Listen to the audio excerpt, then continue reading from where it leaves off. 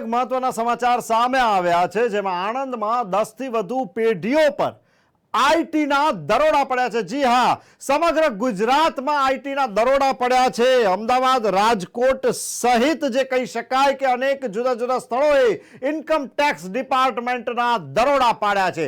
Builder અને જ્વેલર્સને ત્યાં આ દરોડા પાડવામાં આવ્યા છે. તેમની ઓફિસ અને નિવાસ સ્થાનો પર આ દરોડા પડ્યા છે. જેડી પટેલ બિલ્ડર્સની ઓફિસમાં આઈટીના દરોડા પડતા ચકચાર મચી ગઈ હતી. નારાયણ બિલ્ડર્સની ઓફિસમાં પણ આઈટીના દરોડા પાડવામાં આવ્યા હતા. હિતેશ દાઢી બિલ્ડરની ઓફિસમાં આઈટીના દરોડા પાડવામાં આવ્યા છે.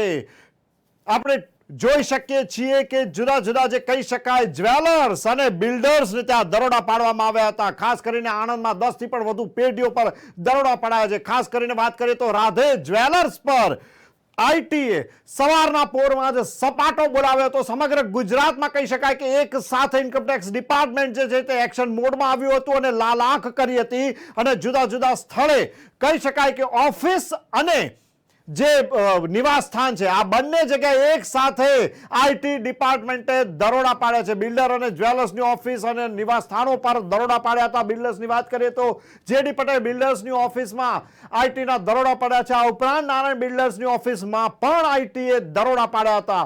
તેની સાથે સાથે વાત કરીએ તો હિતેશ દાઢી જે છે તે એક મોટું માથું ગણાય છે. આ બિલ્ડરની ઓફિસમાં પણ આઈટીના દરોડા પાડવામાં આવ્યા હતા. ખાસ કરીને વાત કરીએ તો રાધે જ્વેલર્સ ઉપર આઈટીએ સવારના પોરમાં દરોડા પાડીને સપાટો બોલાવ્યો હતો. ઘર અને ઓફિસ બંને જગ્યાએ દરોડા પાડવામાં આવ્યા હતા. છેલ્લા ઘણા સમયથી આઈટી જે છે તે રાહ જોઈને બેઠો હતું તકની, અને જેવી જ તેમને બાતમી મળી તેવું કહી શકાય કે આ દરેક જગ્યાએ દરોડા પાડવામાં આવ્યા હતા.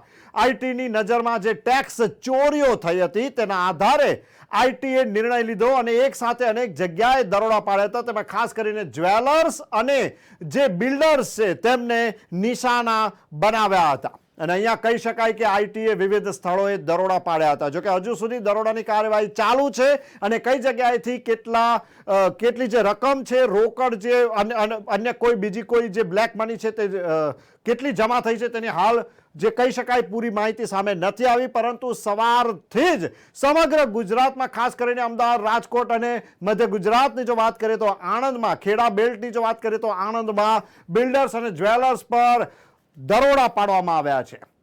તો જ્વેલર્સની જે દુકાનો હોય, આ ઉપરાંત બિલ્ડર્સની જે ઓફિસ હોય, તેના ઉપરાંત જે તેમના નિવાસ સ્થાનો છે આ નિવાસ સ્થાનો પર પણ આઈટીએ માહિતીના આધારે દરોડા પાડ્યા હતા. જેડી બિલ્ડર્સનું નામ પણ સામે આવ્યું છે. આ ઉપરાંત નારાયણ બિલ્ડર્સની પણ જે વાત છે તે સામે આવી છે, તેની પર આઈટીએ દરોડા પાડ્યા હતા. અને હિતેશ દાઢી જે બિલ્ડરમાં એક મોટું માથું ગણાય છે તેમની ઓફિસ પર આઈટીએ દરોડા પાડ્યા હતા. અને ઉપરાંત જો વાત કરવામાં આવે તો તેમના નિવાસ સ્થાને પણ આઈટી વિભાગના અધિકારીઓ પહોંચી ગયા હતા.